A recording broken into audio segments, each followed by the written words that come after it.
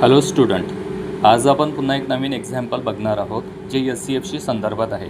या ठिकाणी एक उदाहरण दिलेलं आहे, a sack of 50 kilogram and other with 30 kilograms, then what is the maximum amount should we take out so that no substance remain in the sacks. जर एका पोत्यामध्ये 50 kilogram आणि दुसऱ्या पोत्यामध्ये 30 किलोग्रॅम जर काही वस्तू भरलेली असेल तर आपल्याला असा एक अमाऊंट घ्यायचा आहे की दोन्ही पोत्यांमधून तो सारखा असला पाहिजे आणि ते घेतल्यानंतर सारख्याच प्रमाणात घेतल्यानंतर दोन्ही पोत्यांमध्ये काही शिल्लक असायला नको। आता एकामध्ये आहे या ठिकाणी 50 किलोग्रॅम आणि दुसऱ्यामध्ये या ठिकाणी 30 किलोग्रॅम।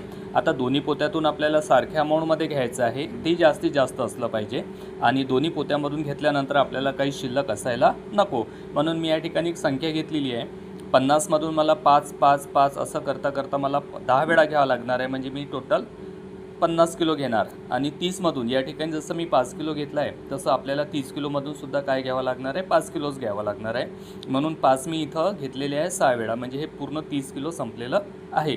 असं एकंदरीत जर पाहता तर दोन्ही पोत्यांमधून 5-5 किलोचा अमाऊंट जर घेतला तर दोन्ही पोत्यांमध्ये शिल्लक पण राहणार नाही आणि दोन्ही पोत्यातून आपण सारख्या प्रकारचा अमाऊंट घेणार आहोत। मग असे जर एक्झाम्पल असेल त्यामध्ये एक वर्ड असते, लक्षात ठेवायचं, मॅक्झिमम अमाऊंट।